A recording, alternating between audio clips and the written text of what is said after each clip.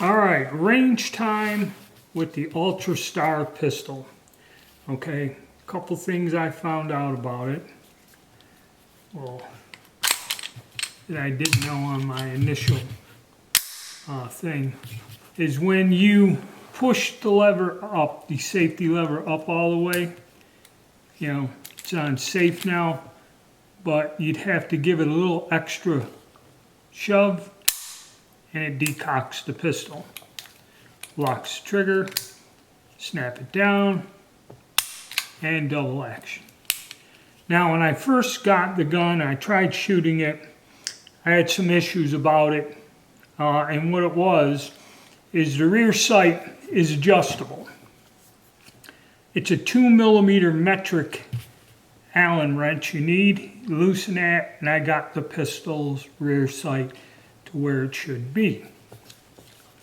And we took it out to the range and we did some shooting. Now the ammunition that I used when I was testing this is Max Tech 124 grain and some of this Norma range in that ammo, which is 115 grain bullet.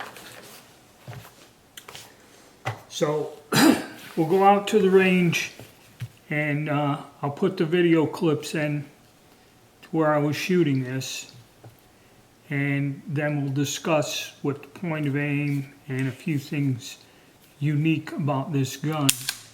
And another thing, this gun does not have a mag safety, okay? So there is no magazine safety with this pistol. So a couple things there. Went out to shoot it, and then we'll discuss the results. We're here, Ultra Star. 7 yards. Gonna see how it works. First of all, safety and a decock. Okay, and then you'll be ready for double action.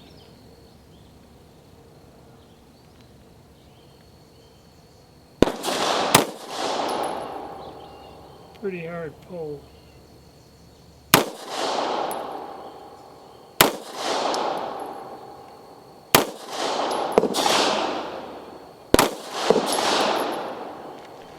One to the left. I'm going to do a sight adjustment. Tweak the sights a little. Let me see what we got going on here.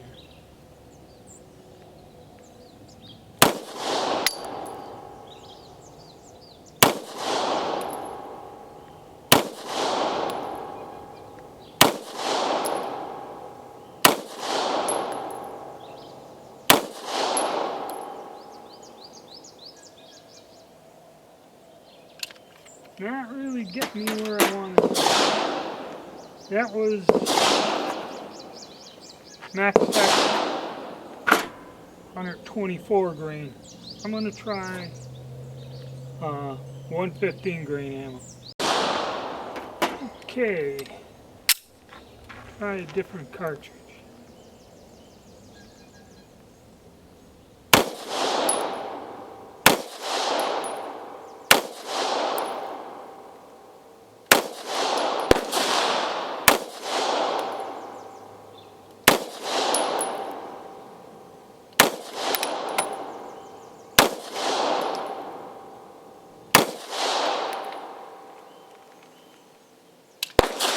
Much better. A little getting used to the gun is what it is. Alright. I have a go with it again.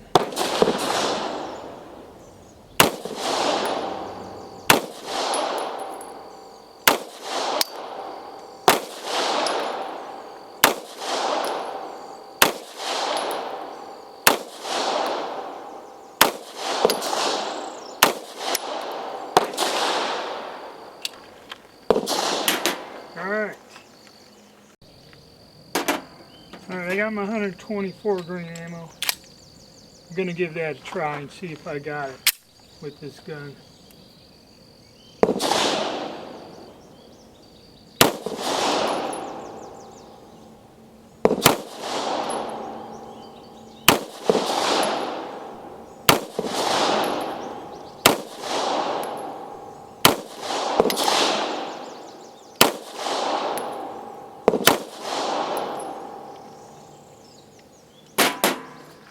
Alright, range is getting crowded.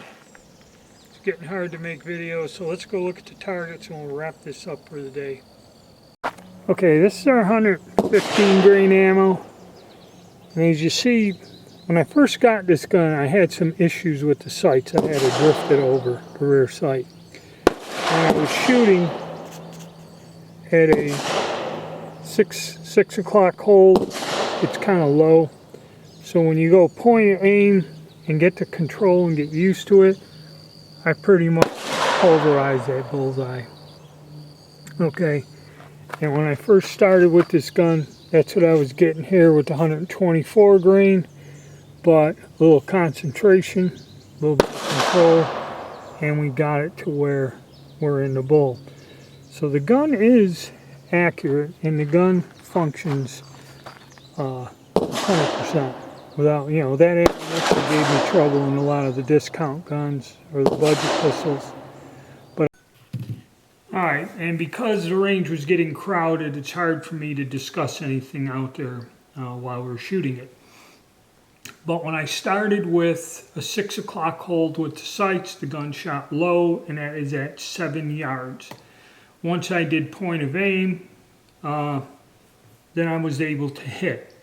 This pistol liked the 115 grain bullet a little bit better than that Max Tech 124 grain bullet.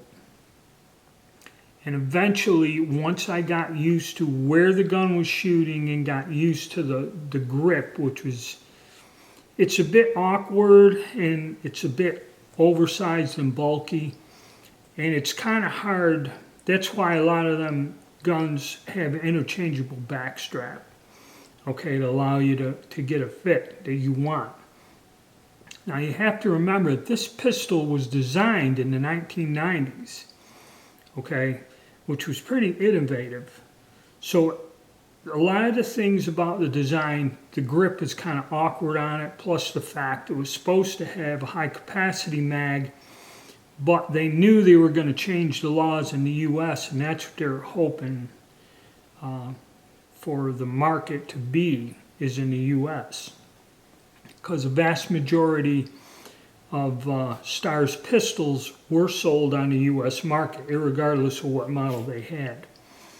So they knew that legislation was pending that could ban large capacity mags, so that's why it's got a 9-shot magazine. When actually this gun was designed to have like a 14 or 15 shot mag. And that's part of the design change.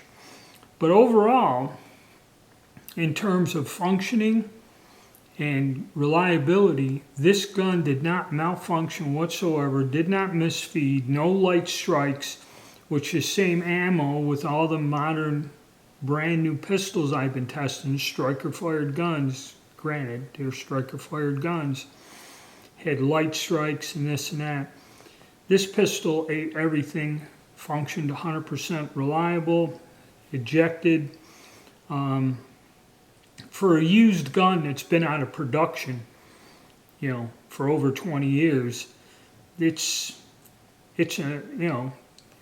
that Star could get a quality product. The problem with Star is they did not put a lot of development into something before they would market it.